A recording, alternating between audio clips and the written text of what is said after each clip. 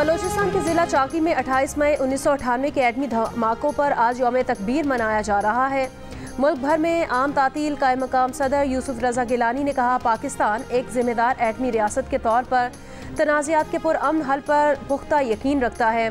वज़ीर आज़म शहबाज शरीफ का कहना है कि यौम तकबीर मुल्क के दिफा को नाकाबिल तस्खीर बनाने के पाकिस्तानी कौम के अज़्म की याद दिलाता है। मुल्क की इक़्तिसादी सलामती यकीनी बनाने का अज़्म। वज़ीर आला पंजाब मरियम नवाज़ की यौम तकबीर पर कौम को मुबारकबाद।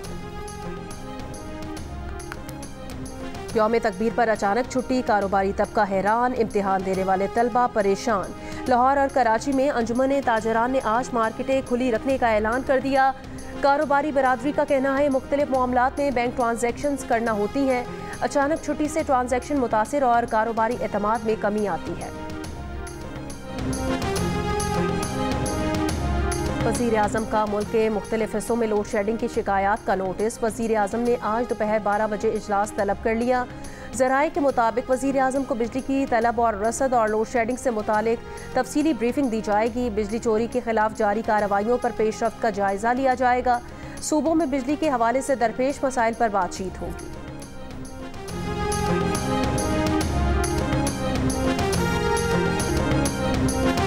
रफ़ा में कत्लेआम पर शदीद आर्मी रद्द अमल के बावजूद इसराइल सरकशी से बाज ना आया। 230 फ़लस्तीनियों की शहादत के बाद रफ़ा और गज़ा के दीगर हिस्सों पर मज़ीद हमले जारी। रिहायशी इमारत पर हमले में जानी नुकसान का खदशा। रफ़ा का कुवैती अस्पताल इसराइली हमलों में अमले के 2 अरकान की शहादत के बाद बंद कर दिया गया। इंडोनेशियन अस्पताल पर भी इसराइली हमले। अक़वाम मुत्तहिदा के सेक्रेटरी जनरल अंटोनियो गुतेरेस की रफ़ा में फ़लस्तीनी पनाहगज़ीनों पर बमबारी की मज़म्मत। कहा, गज़ा में अब कोई जगह महफूज नहीं रही। जर्मनी ने कहा कि रफ़ा में बच्चों समेत जली हुई लाशों की तस्वीर नाकाबिले बर्दाश्त हैं। बेल्जियम के नायब वज़ीर आज़म का इसराइल पर पाबंदियाँ लगाने का मुतालबा। कनाडा की भी रफ़ा में इसराइली हमले की मज़म्मत। कनेडियन वज़ीर ख़ारजा ने कहा, रफ़ा में इसराइली फ़ज़ाई हमला इंतहाई खौफनाक है। अल-जज़ाइर की दरख्वास्त पर सलामती काउंसिल का हंगामी इजलास तलब कर लिया गया।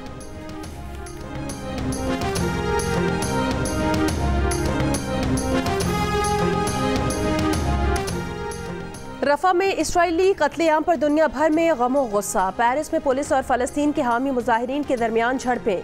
फ्रांसीसी हुकूमत से इसराइल के खिलाफ सख्त इक़दामात का मुतालबा। तुर्क शहर इस्तंबुल में मुजाहिरीन ने इसराइली कौंसुलेट के बैरूनी हिस्से को आग लगा दी। बार्सिलोना में यूरोपीय कमीशन के सदर दफ्तर और मैड्रिड में वजारत ख़ारजा के बाहर सैकड़ों मुजाहिरीन का इसराइल के खिलाफ सख्त पाबंदियों का मुतालबा। ट्यूनिस में हज़ारों अफराद का फ़लस्तीनी परचम लहराकर इजहार यकजहती। आलमी बरादरी से इसराइली हमले रुकवाने पर जोर। न्यूयॉर्क शहर में सैकड़ों फ़लस्तीनी हामी मुजाहिरीन का बारिश में मार्च। रफ़ा में इसराइली हमले पर गम और गुस्से का इजहार। मैनचेस्टर यूनिवर्सिटी के तारीखी कैंपस पर इसराइल मुखालिफ मुजाहिरीन ने फ़लस्तीनी परचम लहरा दिया। जापानी वजारत ख़ारजा के बाहर भी इसराइली जारहियत के खिलाफ एहतजाज।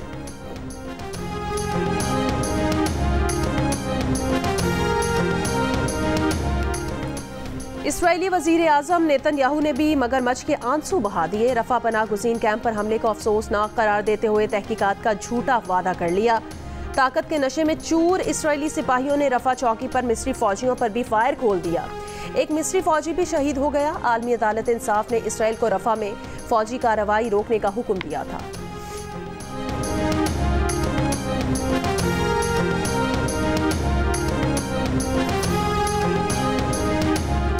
इसराइल को हमास के खिलाफ कार्रवाइयों का हक हासिल है। अमरीकी कौमी सलामती काउंसिल के तर्जुमान जॉन कर्बी का रफ़ा के पनाह गुज़ीन कैंप पर इसराइल के वहशियाना हमले पर रद्द अमल। कहा, अमरीका समझता है रफ़ा हमले में हमास के 2 सीनियर अरकान मारे गए। दोनों अरकान इसराइली शहरियों पर हमले के जिम्मेदार थे। इसराइली फ़ौज से राब्ते में है। इसराइल रफ़ा हमले की तहकीकात कर रहा है।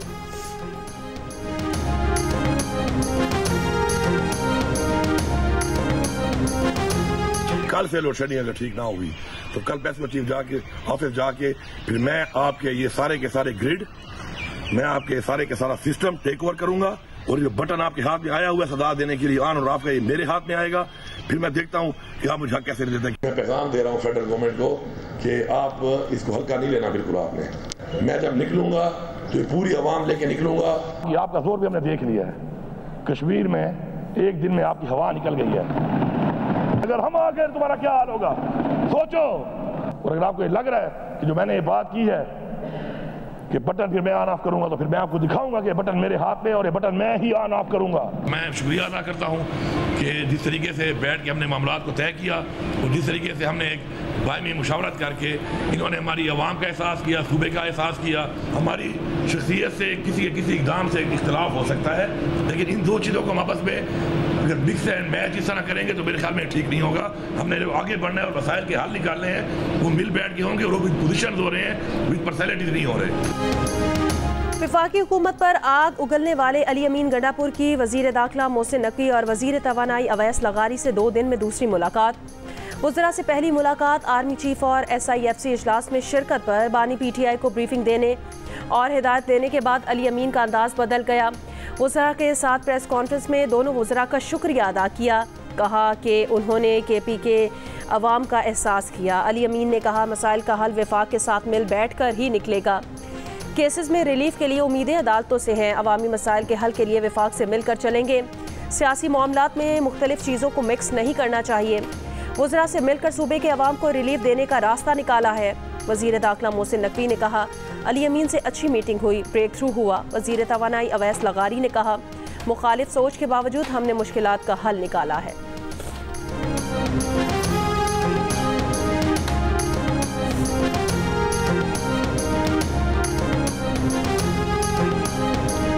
काफ़ी हद तक ब्रेक थ्रू भी हुआ है और इंशाल्लाह ताला बेहतरी भी आएगी। लोड शेडिंग का जो इशू है उसके ऊपर आवाम का एक मसला बन जाता है और फिर उससे एक लॉ एंड ऑर्डर का मसला ही बनता है, जिसमें इंटीरियर मिनिस्ट्री का भी एक रोल आ जाता है। तो मिल बैठ के हमने इस पर बात की है और हमने ये इंश्योर किया है कि हमारा जो सिस्टम के अंदर जो ऐसे लॉसेज हैं, ऐसी कमियां हैं कि जो पाकिस्तान को नुकसान दे रही हैं, तो उस पर हम अपना किरदार अदा करेंगे और इस तरह के एरियर्स हैं इंशाल्लाह वो भी हम अदा करेंगे।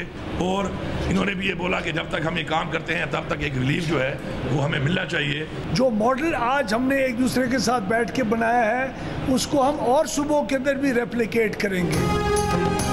वफाकी वज़ीर दाखिला मोहसिन नकवी और वज़ीर आला खैबर पख्तूनख्वा अली अमीन गंडापुर की मुलाकात में ब्रेक थ्रू, लोड शेडिंग और वाजबात से मुतालिक मसाइल के हल के लिए रास्ता निकाल लिया। अली अमीन गंडापुर ने कहा ऐसा रास्ता निकाला है जिससे अवाम को रिलीफ मिलेगा।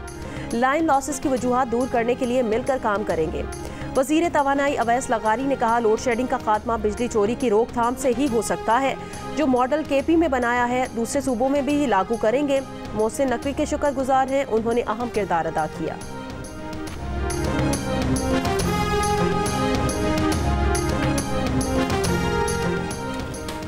गंडापुर की वफाकी वज़रा से मुलाकात आईनी फ़राइज़ के सिलसिले में हुई। इसका ये मतलब नहीं कि पार्टी सतह पर हुकूमत से कोई मुज़ाकरात हो रहे हैं।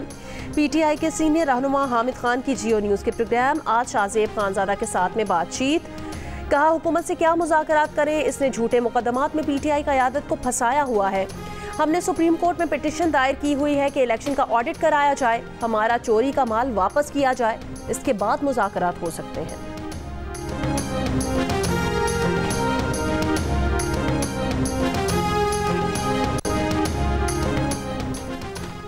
नैब रिमांड का दौरानिया 14 रोज से बढ़ाकर 40 रोज कर दिया गया। बदनीयती पर मबनी केस बनाने पर नैब ऑफिसर की सजा 5 साल से कम करके 2 साल कर दी गई।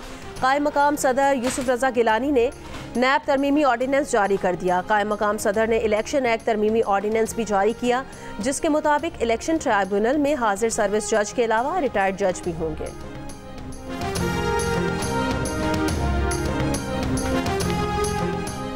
PTI रहनुमा शाह महमूद कुरैशी का 9 मई के लाहौर के 8 मुकदमात में 9 दिन का जिस्मानी रिमांड मंजूर। शाह महमूद कुरैशी से तफ्तीश की रिपोर्ट 5 जून को पेश की जाए। इंसदाद दहशतगर्दी अदालत ने महफूज फैसला जारी कर दिया। फैसले में कहा गया कि शाह महमूद कुरैशी से वीडियो लिंक के जरिए तफ्तीश की जाए। तफ्तीशी ऑफिसर के मुताबिक मुलजिम ने सोशल मीडिया पर वीडियोज़ और पैगाम जारी किए। मुलजिम की जानिब से सोशल मीडिया पर अपलोड तमाम मवाद फोरेंसिक लैब भिजवा दिया गया है।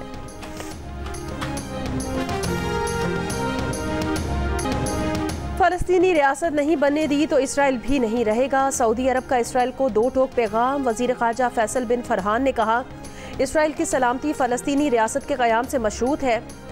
फ्रांसीसी सदर इमानुएल मैक्रों रफ़ा में बेघर फ़लस्तीनियों पर इसराइली हमलों पर बरहम। इसराइल से फौरी जंगबंदी का मुतालबा कर दिया। तुर्क सदर रजब तैयब एर्दोगान की इसराइल को वार्निंग, कहा वो इसराइल के वहशियों और कातिलों का एहतसाब करने की हर मुमकिन कोशिश करेंगे। मुत्तहिदा अरब अमारात का इसराइल से आलमी अदालत के फैसले पर अमल करने और गजा पर हमले रोकने का मुतालबा। ईरान ने कहा रफा पर वहशियाना इसराइली हमले जंगी जराइम का मुंह बोलता सबूत है। आलमी बरादरी अमली रद्द अमल दे। कतर का कहना है रफा पर इसराइली हमला जंगबंदी और यरगमालियों के तबादले के मुआहदे की कोशिशों में रुकावट बनेगा।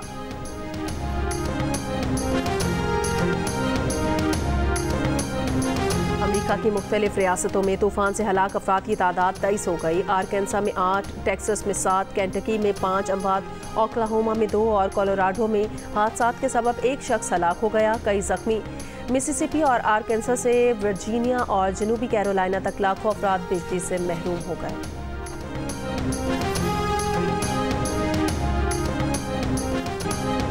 मुस्लिम लीग नून की सदारत के लिए नवाज शरीफ के मुकाबले में 10 उम्मीदवार आमने सामने आ गए। पार्टी सदारत का इलेक्शन आज होगा। नवाज शरीफ पार्टी की सदारत के उम्मीदवार हैं।